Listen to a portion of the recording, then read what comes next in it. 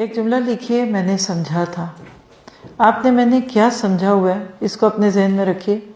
آپ اور میں اس غلط فہمی میں ہیں کہ سب نے مر جانا ہے، میں نے نہیں مرنا. میں نے یہ سمجھا ہوا تھا.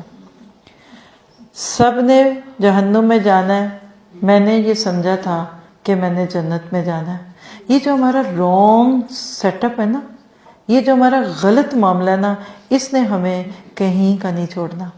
آپ اور میں اپنی زندگی میں اگر آج سے یہ سوچ لیں کہ یہ دن میری زندگی کا آخری دن ہے، اس کے بعد میں نے نہیں جینا.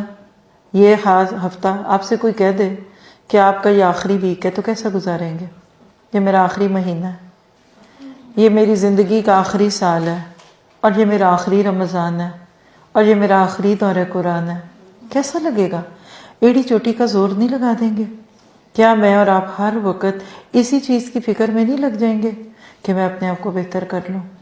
اپنے بچوں کے رشتے نہیں کر دیں گے جلدی جلدی اگر پتہ لگ جائے کہ اسی 6 ماہ میں جان چلی جانی ہے؟ ہم تو کیا کچھ نہ کر دیں، لیکن اس سے بھی بڑی چیز ہمارے سر پہ کھڑی ہے، اور وہ کیا؟ اقترب للناس حسابهم وهم فی غفلۃ معرضون. تو اپنی سمجھ کو ٹھیک کرنے کی ضرورت ہے.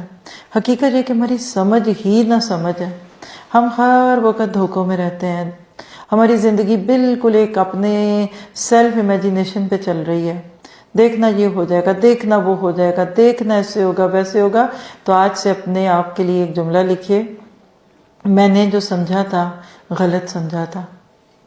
میں ہمیشہ نہیں رہوں گی، ابھی میرے پاس بہت وقت ہے، یہ ذہن سے چیز نکال دوں گی، اور جتنا زیادہ اللہ سبحانہ تعالیٰ نے میرے پاس وقت باقی رکھا ہے میں اس کو آسان طریقے پہ استعمال کروں گی. اور آپ دیکھیے کہ کام ہو جائے، اس کے بعد جو تھکن ہو وہ اچھی ہوتی ہے کسی کام کے نہ ہونے اور آپ کے سارا دن آرام کرنے سے. مہمان گھر میں آ جائیں، گھر سارا پھیلا ہو، تو آپ کے سارے دن کا آرام آپ کو خوشی نہیں غم دے گا. تو یہ دنیا کام کی جگہ اور وہ دنیا آرام کی جگہ.